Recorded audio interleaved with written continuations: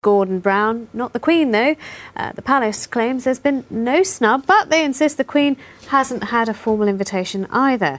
Meanwhile, the French say the Queen's welcome to attend if she wants to. That's gracious. So, what do you make of all of that? Well, one man who feels very, very strongly about our relationship with the French is Nicholas Parsons. Maybe I didn't treat you quite as good as I should have. I'm what I suppose you call a Francophile. I like France. I like the French people. I adore their country. But most of all, I suppose, what I admire, in contrast to the British, is their somewhat sophisticated attitude towards life and living, not only about food, but other matters as well. And when it comes to humour, in which I'm involved here professionally, the best of the French humour is extraordinarily witty. Little things I should have said and done, I just never took the time. Oh, that's better. But there does seem to be a problem in the relations between Britain and France. In the upper echelons of power in France, there does seem to be a kind of institutionalised insecurity in their attitude towards the British. It's as if they didn't wish to owe us anything. And when you consider, in the last war, we stood alone for quite a while until the Americans came in and helped us.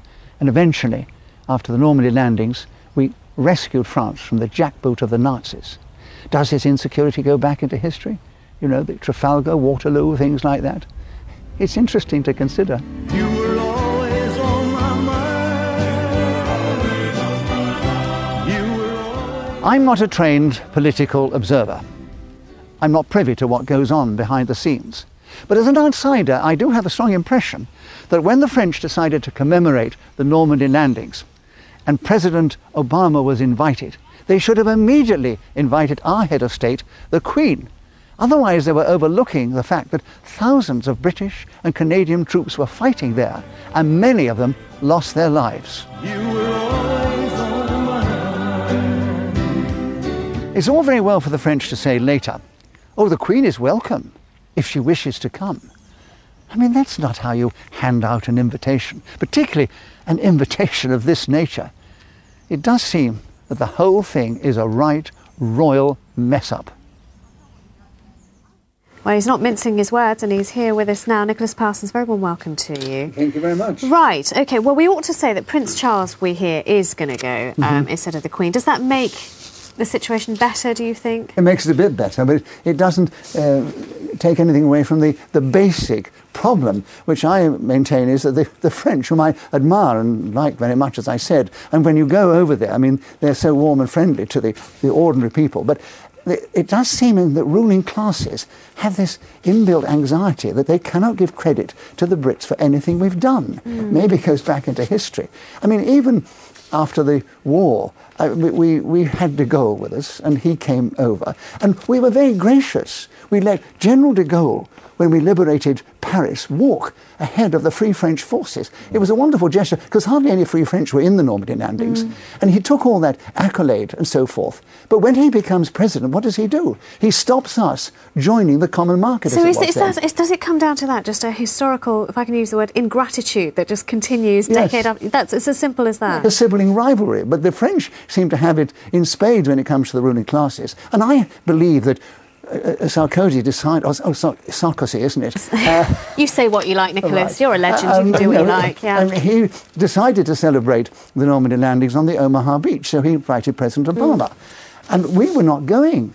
We were not going to celebrate them until the 1970. But once Gordon Brown heard that the head of America was going, their head of state, he immediately changed his mind and said, well, I'll go as well. Overlooking the fact that he actually isn't head of state, of course. Let us then throw that to Gordon Brown's representative here on Earth at the moment. It's Jeff Hoon. There are those who say, actually, this is more cock-up than conspiracy, but it could have been averted by your side, your lot, and it's caused deep hurt, as you've heard. Well, I attended the 60th anniversary on behalf of the British government. It was a humbling occasion to see those men, survivors of the turning point in the Second World War, celebrating in such a great spirit, and Nicholas is right.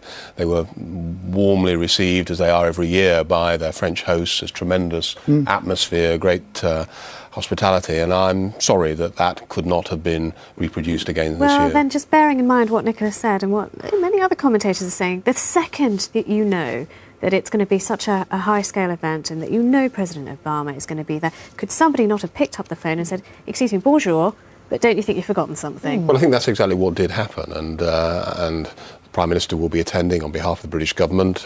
We've heard that Prince Charles will also be going. So actually that problem was resolved in exactly the way you described. In my head, because, you know, it's somebody going, you know, the President of the United States was invited, and it took the President of the United States to actually remind the British government that, oops, there's a problem, that the Queen hasn't been invited. Look, my father-in-law served on those Normandy beaches.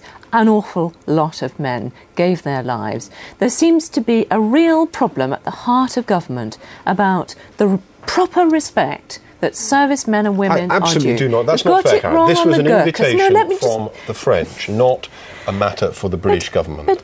But look, it's quite clear that there was an appreciation that a mistake had been made, that the Queen was not invited. That Gordon Brown should have been straight on the phone to try and put that right. Well, why have to wait for President Obama to intervene? I mean, I think we're running out of time, Sally. But I think.